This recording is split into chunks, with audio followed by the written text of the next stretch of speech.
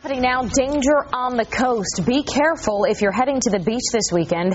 Beach Patrol says rip currents will be strong, so be sure to stay close to lifeguard towers if you plan on being in the water. There's also something you want to watch out for if you're on the sand on Volusia's beaches. Cars and trucks driving up and down the sand just feet from sunbathers. Now, it's nothing new, but a number of people have been hit by Beach Patrol trucks just this year. Fox 25's Valerie Boy live in the newsroom with some criticism to the latest move to make the beach safer. Hi, Val. Hi, Sunny. Well, cameras are going to be installed on the back of the Beach Patrol trucks, and while they're getting rave reviews from some, others say it's just not the solution.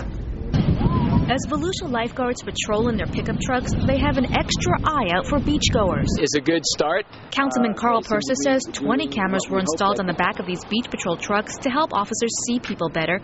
3 beachgoers have been hit by lifeguards just this year. I am happy that they work so well. It greatly improves their visibility of blind spots. An attorney representing a beachgoer who was recently run over by a lifeguard says these cameras are just a band-aid and they won't prevent people from getting hit in the future. The attorney for Aaron Joynt says it's a matter of human error and lack of training. Joynt suffers from a skull fracture and other injuries after being run over last month. Attorney John Phillips is building a case to sue the county on Joynt's behalf. He's even offering beachgoers money for pictures showing Beach Patrol officers being negligent in their vehicles. That's his right.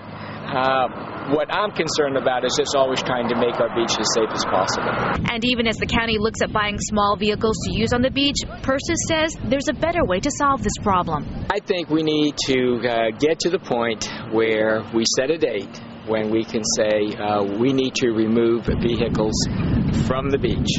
And now let's move systematically toward that date to purchase off-beach parking so that people will have access to the beach. And the cost to install those cameras was $10,000. Of course, Volusia County is known for their beach parking. Last year, they took in $2.5 million.